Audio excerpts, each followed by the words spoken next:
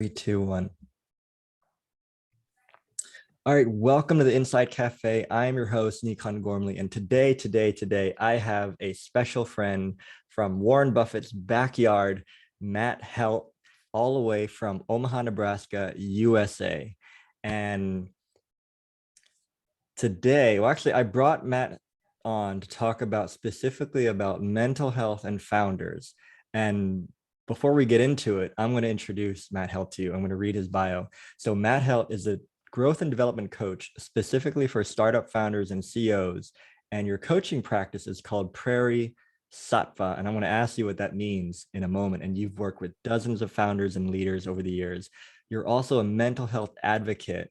You openly share your own story with your challenge of mental health and how you've overcome that. And I know that the vision of that is to help reduce the stigma about that, which we're also going to talk about in this podcast, specifically for founders. And another cool thing about you is prior to this, you spent 6 years with Techstars, running Startup Week globally, and most recently as part of the ecosystem development team for the senior implementation consultant.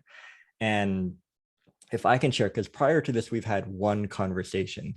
And I want to say that from that conversation, and it's the reason why I invited you on this podcast, is just that I really felt your level of care. Like you really care about this work and you really care about founders. And that's why I invited you on. So welcome to the podcast. Thank you. Thank you so much for having me. And I'd love to just dive into it, So I think, because I also work with founders and I've learned so much in such a short amount of time. And I really want to explore this topic with you because I found that, to me, founders tend to approach mental health the same way they approach their business, which is, I don't need your help and I can do it on my own. And I'd love to unpack that because I feel that it keeps us from spending more time being at our best selves, and it maybe quietly be our biggest weakness. So I'd love to hear what you think about that. Yeah, well, it's a really good thing to dive into because first let me back up. There is a stigma that still exists around mental health issues. For some reason, and this is cultures all around the world, view it as, well, there's something wrong, really wrong with this person if they have a mental health issue. But statistically speaking, 1 in 5 people over the course of their lifetime will have a mental health issue. And so it's one of those things where a lot of people are suffering, but they're kept from talking about it because they're worried about what people are going to think. It could adversely affect their career, their job. Specifically, if you're a founder, one of the things that I've heard over and over again is, if I'm out about my illness, people won't invest in my company. And I think there's a difference between being out about having mental illness and getting help. And I don't think you have to necessarily do both. I'm very open about my struggles with mental health. I've told my story to groups all around the world. I've been very lucky that I've been able to do that because of the work I did at Techstars. But I always felt like I was outed because what happened to me happened in front of a lot of people. It happened at work, and there was no hiding for me. So I felt comfortable talking about my story, but I understand why it's difficult for others to not share. And yeah, I mean, primarily there's still a stigma. A lot of us are doing storytelling about our own journeys to help diminish that stigma. And founders specifically, they are problem solvers. One of the reasons that they got into entrepreneurship is they want to solve a problem. And so if they're looking for help from others, it maybe feeds into a narrative that, well, maybe I'm not a good problem solver. Maybe there's something wrong with me. So we can dive a little bit more into that on, what's the value of asking for help. So I think you just hit the nail on the head. And I'm so grateful I invited you on because you just blew up 2 massive premises for me. One, one's identity being tied to being a problem solver. And I've done that to myself of like, I'm only good enough if I can solve problems. And like my good enoughness diminishes the moment I can't do that. I need to ask somebody else to do that. Then where's my value? And and thank you for slowing me down for a bit, because I did write down that ask Matt about his story. Well, I'm gonna put your full beautifully done story in the comments, but for this podcast, I'd love for you to briefly share your own journey, because I think in what you described is there's a fear of being outed, right? Like even the premise of saying outed, it automatically labels the thing as a bad thing. And for you to be outed at work, like what happened, and what did you go through, and what did you learn from that? Yeah, I'll definitely give you the condensed version. So you'll be sharing the video that Techstars produced that features my wife and myself in our story. But essentially what happened was, I didn't know this, but I had mental health issues my entire life. Throughout my childhood, it was anxiety to begin with, and then OCD, obsessive compulsive disorder, symptoms started showing up in adolescence. Again, nobody knew that there were labels for this. I was called a shy kid, when actually I was afraid of the world. And there's a lot of contributing factors that go into that. Coming into adulthood, though, I carried all of that with me. And there were things that I was doing to try to I guess, cope. I eventually did start self-medicating. It all kind of hit a head when I was 25 years old. I decided I wanted to get over my fear of heights. So I organized a skydiving trip with people from work. And so went through the training. It was a static line jump. So I jumped solo, my very, very first jump. And I was hanging off of an airplane wing at 3,300 feet. So I guess that would be around 1,000 meters, and started to have a panic attack. And there was no going back. I had to let go. So my body thought I was dying as I'm gripping onto an airplane wing. But I had to let go. I had to surrender in that moment. And so as I'm falling away from the airplane, I kind of have an out of body experience. I don't know where I'm at. I just see an airplane flying away from me, and then suddenly a parachute opens above me. Fast forward, so I hit the ground. I don't land properly. I hurt my back. A week later, I'm at work, and I'm just having a normal conversation with a colleague, and I have a panic attack just out of the blue. And I actually thought I was having a heart attack, because it felt very similar to everything they tell you about a heart attack. And that created a 2-year cycle of daily panic attacks, which my anxiety, the more it ratcheted up, the worse it made my OCD. So I started having intrusive thoughts. I'm a very nonviolent person. I hate violence. I think it makes me sick to my stomach. It always has. But my brain was having very violent thoughts and telling me, do this to other people. So I had this tension and battle inside my brain. And I suffered in silence for 2 years. And the more anxiety, the more OCD, the more I started to withdraw from society, and also self-medicate. So I started to drink. Now, I didn't drink during the day. I would wait till I got home.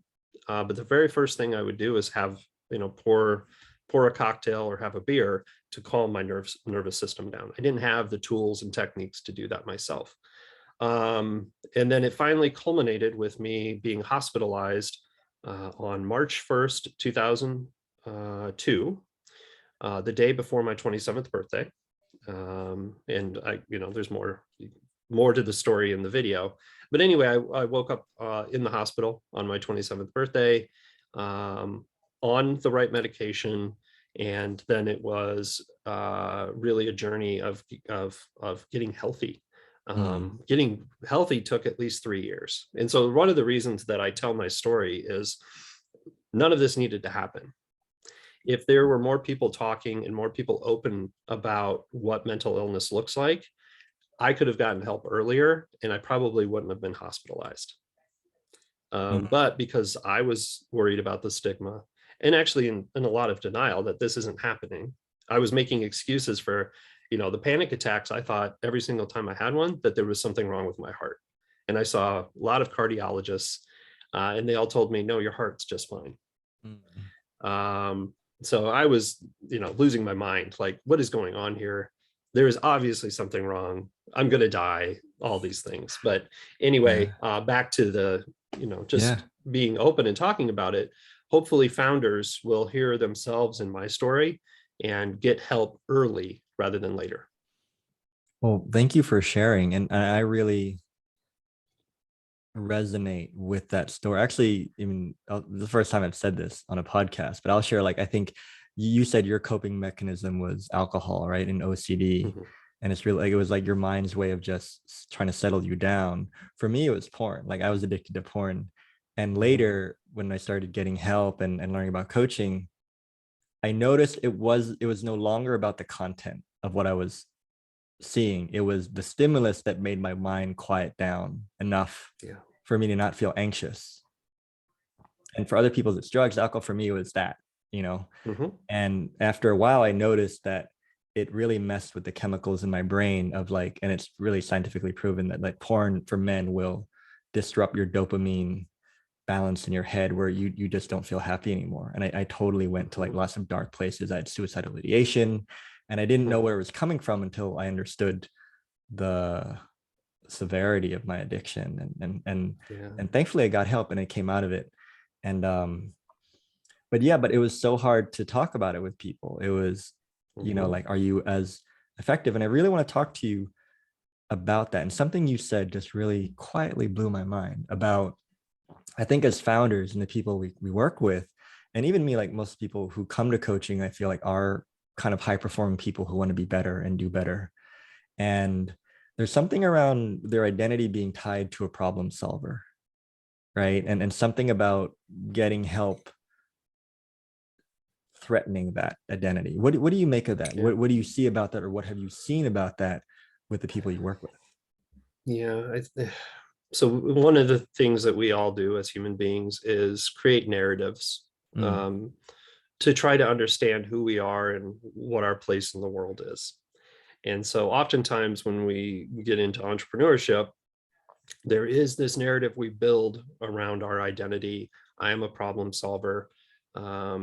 Because immediately when one of the first questions, if you're interested in startups, if you're interested in becoming a founder, the first question is, well, what problem do you want to solve? right. It's like built in, right? It's like Hmm. built in, and Yeah. like, and actually, I was having a conversation earlier tonight with Paul Myers, and he also works with founders in Asia, and yeah, he's also has done startups, and he said that I think especially in Asia, maybe in America, there's this kind of narrative that we tend to celebrate the founders who make it, the decagons and the unicorns. And it's like, look at them. You are an excellent problem solver. Therefore, you get funding. And I Yep. imagine that doesn't help, you know? Right. Yeah. So a lot of the founders I work with, we have to test their narratives. So I work with them, and usually it takes a few months to really um, like uncover what their deep seated narrative is about themselves. And then I test that with them, and we push the envelope on, is this really what you think about yourself? What really does matter to you? Mhm. Yes, you are a problem solver, but is that your identity? And are you so tied to the narrative that you're actually creating blind spots for yourself? And Yeah. that happens so often. I wonder if you have perhaps a case study to share of the before and after of that kind of work. Yeah. I mean, there's so many of the founders that I've worked with that this has happened with. I'll kind of mush a bunch of Okay. them together. Um, so yeah, they'll there's we all have an identity, and so they'll well, let me see if I can think of a particular one, just to anchor to here. Um, yeah, I've got one in mind. Um, so very driven person, Mm, has had a lot of success in their life, and when it is a multiple time founder. But what they found was that what was working for them before is no longer working for them now. Now they've hit a wall. Hmm. And they don't know how to get past it because they're so tied to, I solved these problems. I was successful. Why am I not successful now? And Hmm. so it really takes unpacking that and saying, there's a pivot point here. We talk about a lot of times we cultivate an operating system. I learned this from 𝗔𝗯𝗹𝗃𝘁, who's a coach in Boulder, Colorado. We have this operating system. Usually it is created in our adolescence around things like safety, feeling like we belong, or feeling like we're loved. And so usually with my clients, I can tap into one of those threes, and sometimes it's a combination of the three, but which one really sticks out. For this person, it was they wanted to belong. And so they did everything that they did was to fulfill the sense of belonging. So much so that it became a detriment to them, where they weren't living their authentic self. And instead, they were trying to project an image to the world, to their investors, to their clients, to their team of something that wasn't authentic. And this was causing them great such psychological harm.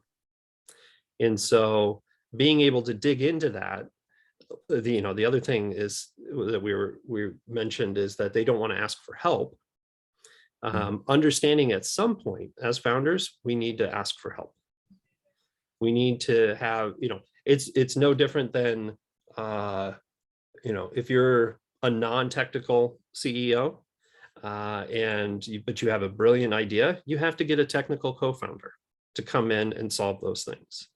But when it comes to something like your mental health, that is not something you can solve on your own.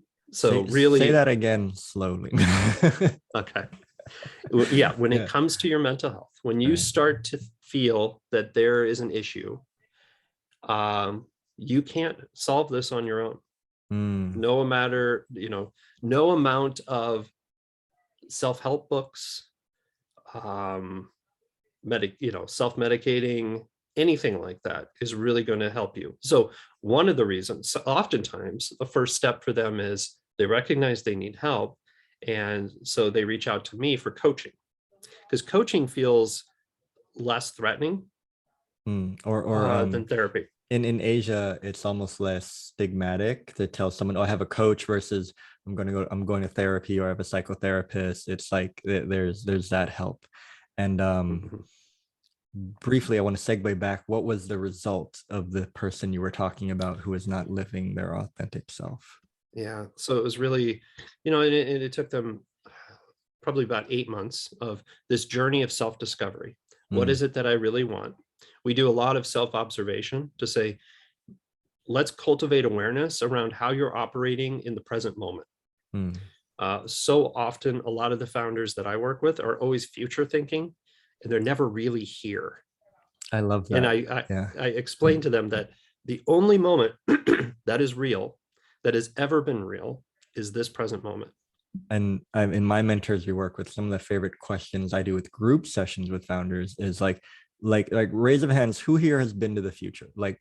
Raise them. Like if someone does, you'll be the first person. Like, wow, this sounds like a great startup idea, but like no one has ever been to the future. And I think I'd like to, if I may, talk about that, because I think that habitual, in my world, we call it habitual ways of thinking, are built into the premise of being a problem solver. Being a great problem solver requires you, or almost pushes you to do that. You know what I mean? And okay, what's the trend? Like thinking ahead of what's the trend, especially in tech. Okay, where's this trend going? And I think it's the dark side of that. Like if you get so good at doing that and you're constantly being praised for it and being paid for it and invested for it, you kind of get lost in it. And I think people kind of take that home.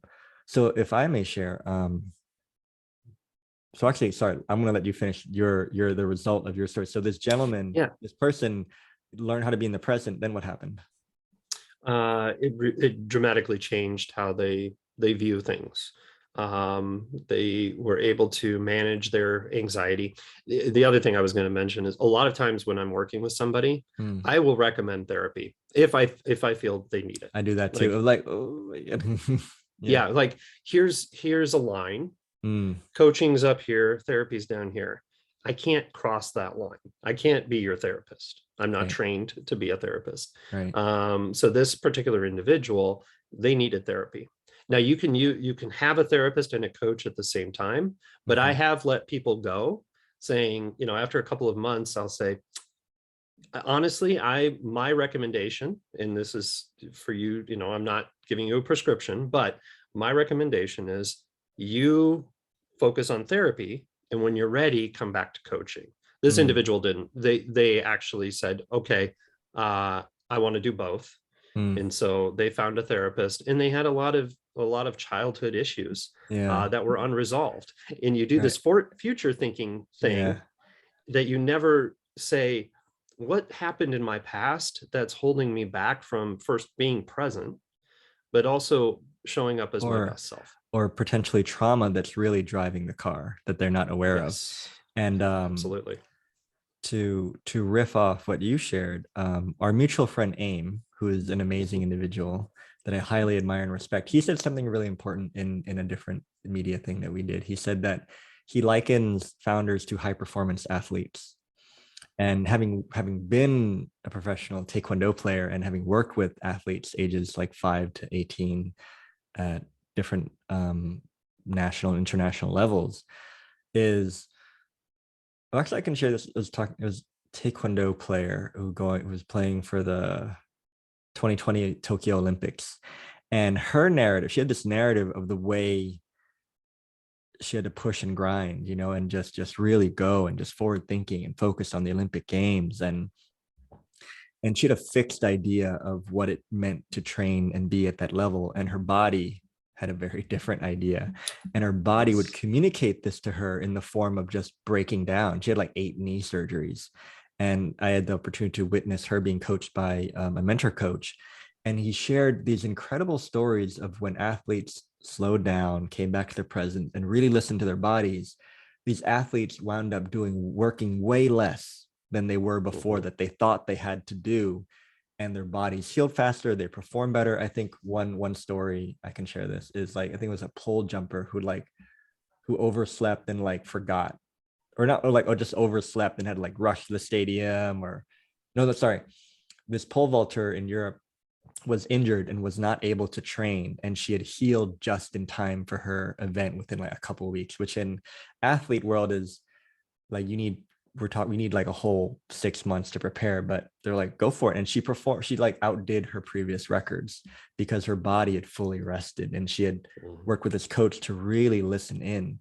And to segue back to what you were sharing, is what I see in what you're sharing, Matt, is that when people don't know or not aware of their operating systems, they're making decisions based on habitual thinking that doesn't have their own best interest, right? Like there's Yes. that Yep. operating system, and then I think I'm hearing him saying is, when you come back to the present, you tune into a different radio station that is more true and more Mhm. present and more intuitive.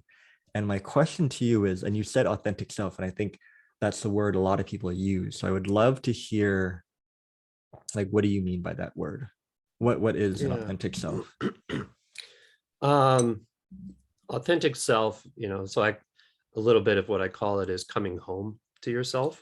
Oh, I love that. And Quotable. Twitter that thing. Coming home, well, authentic self, coming home to yourself. Yeah. yeah, and I got that from Ram Dass. His quote is, "We're all just walking each other home." And in a way, it's I view myself as a coach, and I'm helping walk people home to Home. themselves. Mm, And the only way you can do that is to first uh, be still, mm, not ignore the things that are going on in your mind and especially your body. The thing that I'll touch on that you brought up is this connection to the somatic self. mm, Um, like in my case, my story, I ignored everything my body was telling me. It was on fire. And yet my brain kept going, nope, that's not true. That's not true. We're going to, I'm going to ignore this, but you can't. So the founders that I work with, in order to come home to themselves, have to really tap into what's going on in their body. And so usually what happens with my clients is I just have them do check-ins multiple times a day, and just stop themselves and say, how am I feeling right now? Right. And be honest about it. If I can share this. Another founder I was talking to, and they're like a solopreneur, is she said how she wishes she had the space she could just curl up in a ball and cry, but have that be okay. Because she's always having to be strong and be a leader and superwoman, super founder, but she says like she craves that, and it's so like it's lonely. And when she said that, I realized I want that too.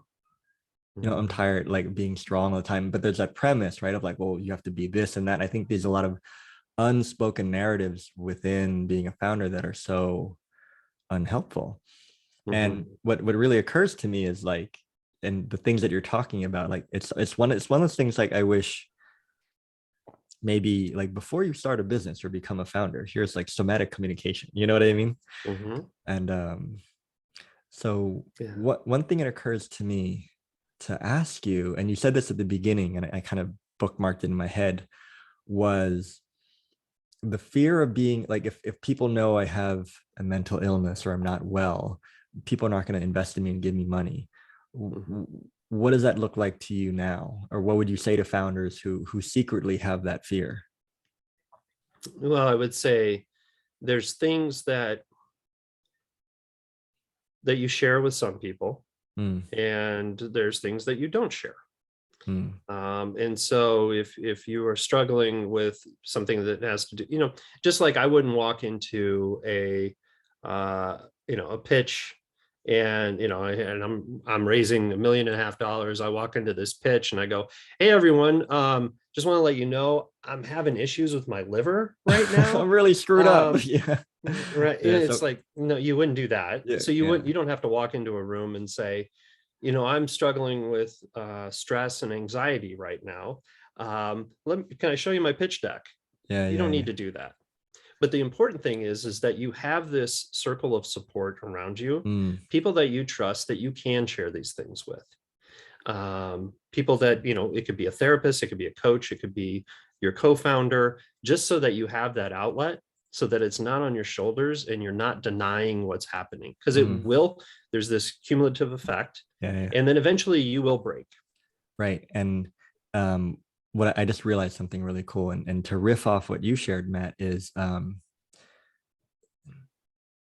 guess when I work with founders or clients, is I tell people like, people can feel you way before they talk to you, and like energy doesn't lie.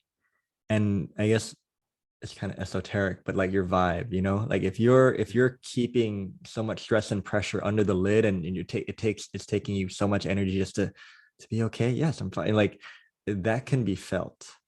And I think, and you can tell me, like I'm in working, that's what I love about the coaching world, meeting so many cool mentors where their grounding is so profound without them saying anything. I feel more at peace being in the same room as them.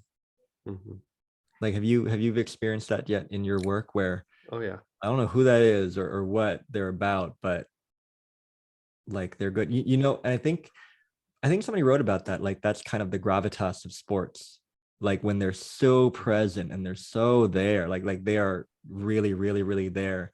They have this level of grounding that you just can't help but watch and admire in awe, and like, wow, right? Like you're really experiencing that grounding, and then they're doing all these amazing things. And I think that's what's on offer here. And that only like you can't fake that either. You know what I mean? Like you can't you can't buy that at 7-Eleven, and you can't drink that, it doesn't come in a can. And when I'm saying this out loud, I realize now is that only comes through work and self-reflection and self-realization. And I guess that's the byproduct of doing that work. And that's what's on offer here from the both of us is, if you want that, that's going to have a positive cumulative effect on everything, it requires you to look in the mirror. Mhm. Yeah. Yeah, you have to spend. What occurs to you from that, if anything? Yeah, what I tell the founders that I work with is, if you put in the work, it will pay dividends, because your success comes from you being the best version of yourself. If you really truly care about your company, its most valuable asset is you. Right. And if for some reason, the something's off, and you're not able to show up as well as you can, everyone around you, including your company, is going to suffer because of it. So ignore the narratives that you've heard. What used to drive me crazy, and I bought into it, was hustle culture. I'm a recovering hustler. Yes, that for me, that hustle period of time was 2008 to 2008 to 2010. And I bought into it, all the different things around.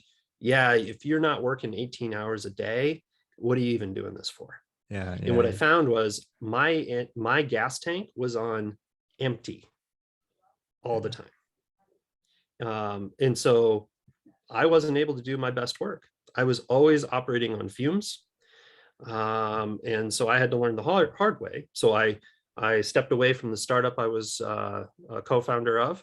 And then 3 months later, I ended up firing myself from the small business that I was also working on, because I didn't have anything more. I specifically remember, this was June of 2010, being in Orlando, Florida, and just staring at, it was at Disney World, because we were there for an event, and just staring at this man-made lake going, what am I doing?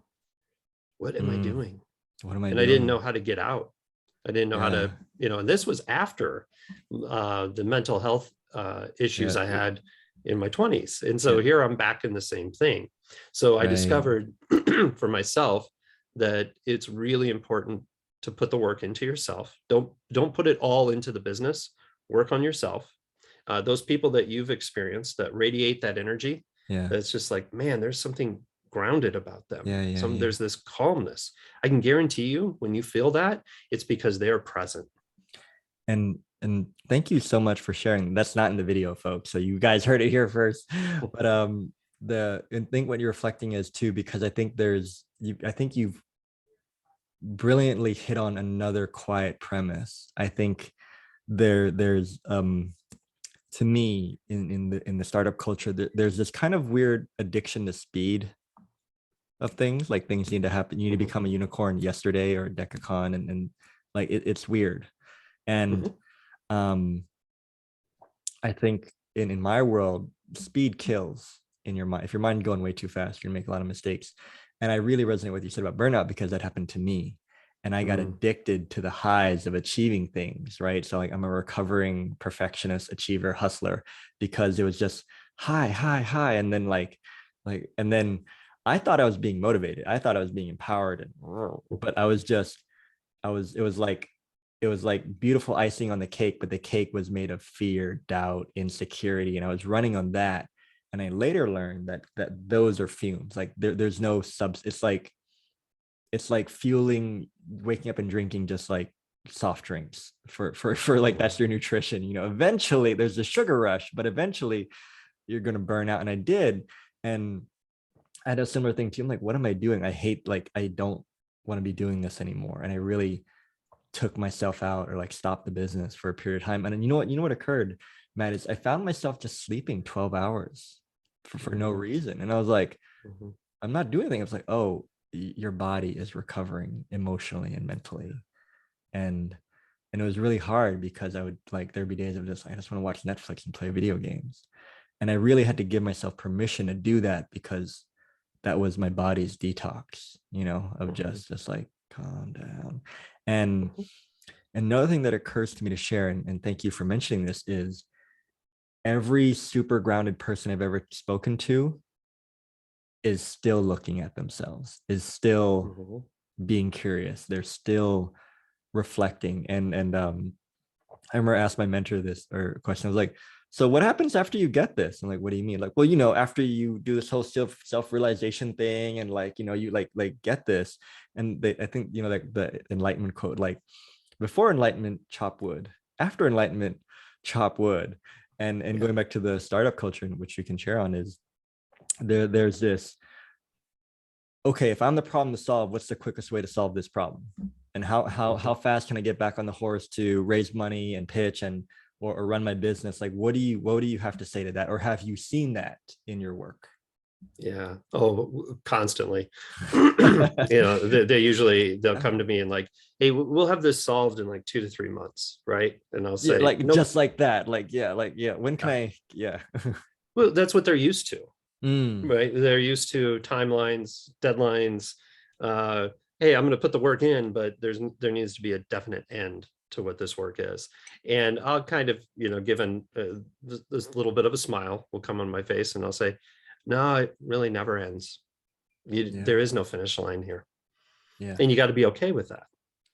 The You best will part, see yeah, improvement. You know, I'll say, this won't be for naught. You will see improvement, but I can't tell you when you'll start to notice that improvement. Now, in my head, you know, oftentimes I see people, if they're committed to doing the work, they usually start to notice a shift in themselves within 3 to 6 months.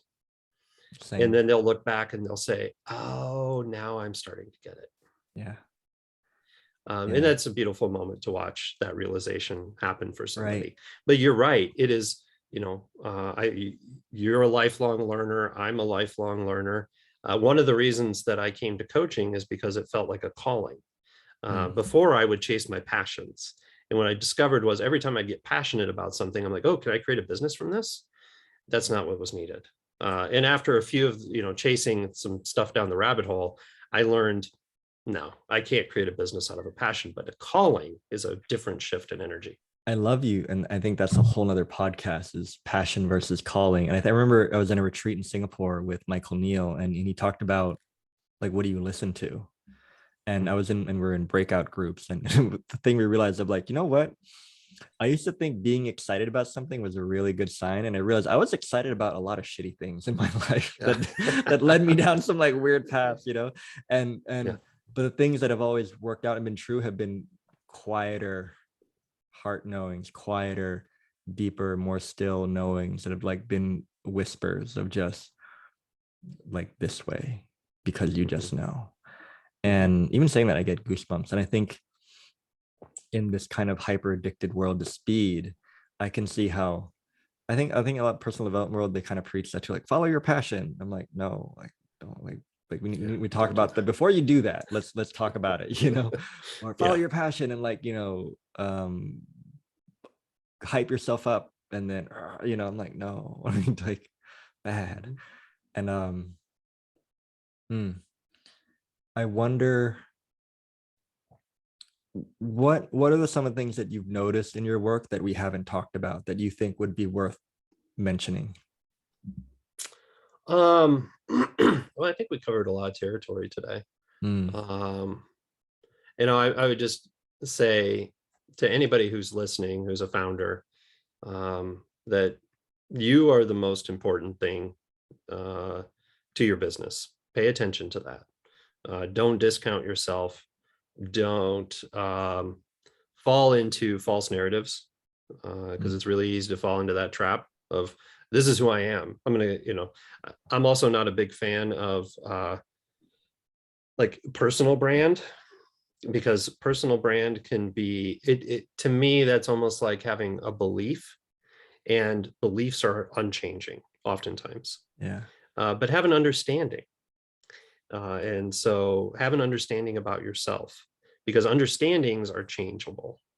When new information comes in, then you're able to shift. You're able to say, not be stuck in something that, well, this is the way I've been for 20 years. You know, I believe this about myself. Hold that lightly. yeah. Let it Be go. let it go and Yeah. say, um, I'm forging a new path forward. What's needed in this moment? Mm, And oftentimes we have to shed a lot of those habits that we've accumulated. They're so part of our nature that we don't really even realize it's a habit until we start testing them. I've been doing a little bit of a dive into brain science, and what I've pretty much, scientists have known this for years, but what's been a kind of a revelation for me is we are all just a product of our neural pathways. Right? All of the experiences, I'm almost 47 years old. My 47-year-old self is everything that came up until this present moment. Even this conversation has helped set neural pathways. And it takes a lot of work to change those. You can think of them as like grooves in a record, for anybody that remembers records. But there's these grooves, and you just put the needle down, and it's, it stays with the same old song. And really what we need to do is have practices, be willing to dive into practices, to basically take sandpaper to the grooves on the record player. And then so that you can create new healthy grooves that will carry you forward. You touched on, we're gonna have to do another podcast session. Like you touched on something of identity. I think some of the most profound work I've seen for myself is about identity. And I remember, I'll never forget my I think it was work like with Michael Neal, and he said, I watched him say this to another person, but I heard it as if he said it to myself. And this lady was just having a really bad day, and we'll call her Sarah. And he looked at her and he said, Sarah might be having a bad day, but you're okay. And for some reason I heard that, in that there's, my identity is having a really shitty day, but the person behind that, or not the person, the energy, the pure, unfiltered, unlimited energy behind, but before the identity, is always okay. Like there's, like that's where the true source of the presence come from. And the way this relates to what you said is, what's really helped me in my own journey is just learning to notice when I'm taking myself way too seriously. And the second part of that is learning to not take myself seriously. When and I think that relates to our conversation with founders, because if the whole world is not up to you, and you kind of take a step back and zoom out, you'll see a lot of resources you didn't see, a lot of people, or maybe invisible resources that step in to support you because you're not going a million miles an hour. And you secretly just did the wrap up, because my wrap up question is, what gift would you give to founders? And you said it. And so, okay, well, maybe I'll ask you again and we'll see what comes up. Maybe something different comes up. Is, for you, Matt, if you were to give a gift to the founders or VCs or just people in that industry listening, and the gift could be a knowing, an understanding, or just an insight, what would you give them? Like if they could understand one thing as a gift, what would you give them? That they are deserving of help. Amen. Yeah, they are deserving of help. They are a human being. No one is a superhero. And the best leaders have good people around them. They have support systems. Nobody does this alone. So do the deep work, think of what you're needing, and ask for help. It doesn't mean that that there's something wrong with you. It means that you're human. Yeah, I really love that. And it occurs to me, said, ask for help. Me and Matt won't think anything less of you. I ask for help all the time. Yeah. Also, lastly, I'd love for you to tell us what you're up to in your practice. Where can we hang out with you? Where's the best place you can touch with you or connect with you to work with you? Yeah, so my coaching practice is called Prairie-sattva, as you mentioned at the beginning. The reason for coming up with that name is I am a product of the prairie. So very flat land here in the middle of the US. And I didn't discover I was a product of the prairie until I traveled the world. And what I discovered was I'd be in these amazing places. And as you know, exotic, beautiful, I'm a foodie, so I love eating the food, but I'd always feel this gravitational pull back to the prairie.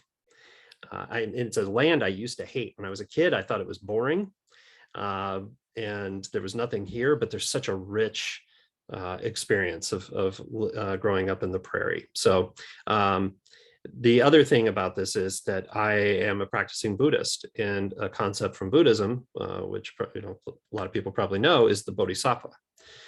So somebody who vows to do the work necessary to help everyone become enlightened or wake up.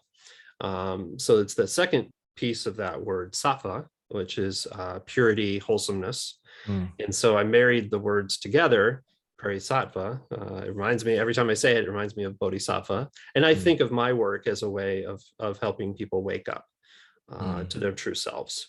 My website is prairie-sattva.com. I'm also on Twitter at Matthew Helt, and then LinkedIn at Matthew Helt. I'll put all the links in the description.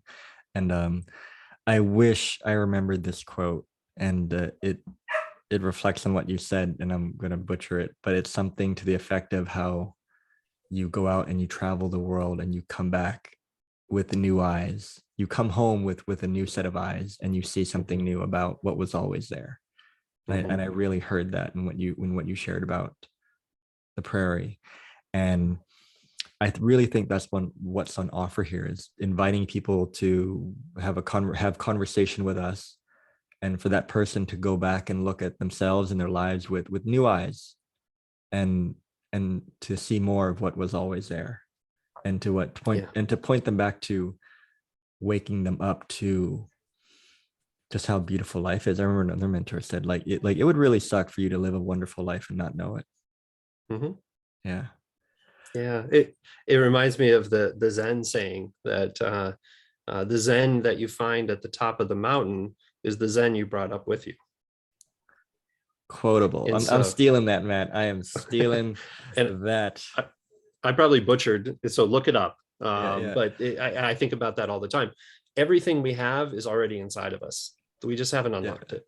One last snarky story. I was in a workshop, and somebody told this story about how, like where do you find that Zen? Like, well, I go to this spot in Bali and I sit by the beach and I just take it all in, and it's really beautiful. And then the mentor said, like, that's available at McDonald's too, right?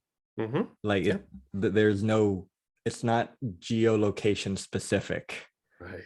And I took that home. I was like, and I did have that quiet calm, and McDonald's, like, damn, he's right, And I'm going to respect your time. I feel like I could talk to you all day, and I'd love to invite you back for different topics. But this has been a profound conversation. It's like, I feel nurtured and heard, and I feel like there are so many good things that we talked about. And I think for me, the purpose of these conversations, to put them on YouTube, was I was having to have conversations that I myself would love to listen to, or I wish I had the opportunity to listen to.